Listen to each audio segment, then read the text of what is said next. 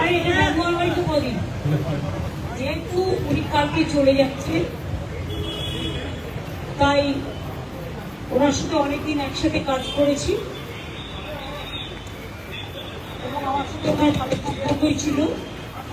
ওনার পরিবারকেও আমি চিনি, তাই বাংলার শিষ্টাচার হিসেবে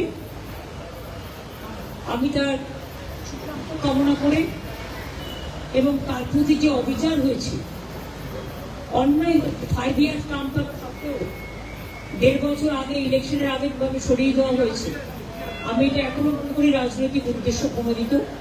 আমার মনের কথাটা আমি ওনাকে বলে এসেছি এবং আমি ওনাকে আবার অনুরোধ করেছি যে আপনি বাংলায় এতদিন ছিলেন, বাংলাকে ভালো বোঝেন, আপনি বাংলায় আবার আসুন, এইটুকু।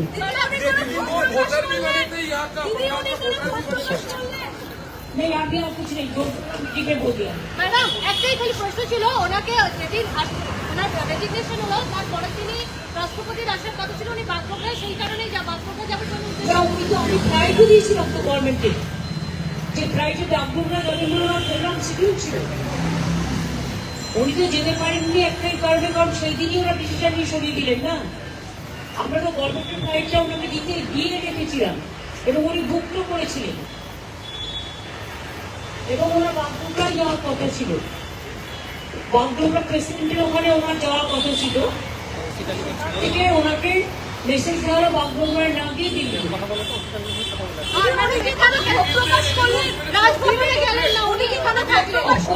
টোটালি দিদি রাজভবনে থাকলেন না, কারণ এখন পর্যন্ত তিনি শপথ দেওয়া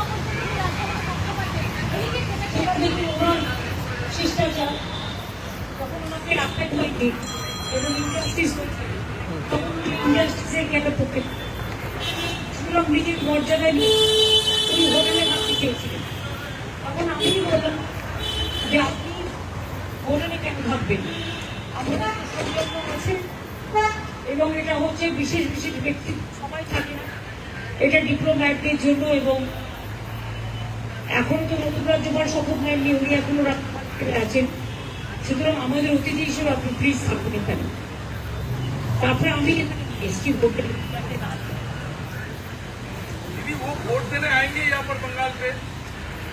देखिए सब क्वेश्चन का रिप्लाई हम कैसे देंगे, वोट अगर आए तो जरूर आएंगे।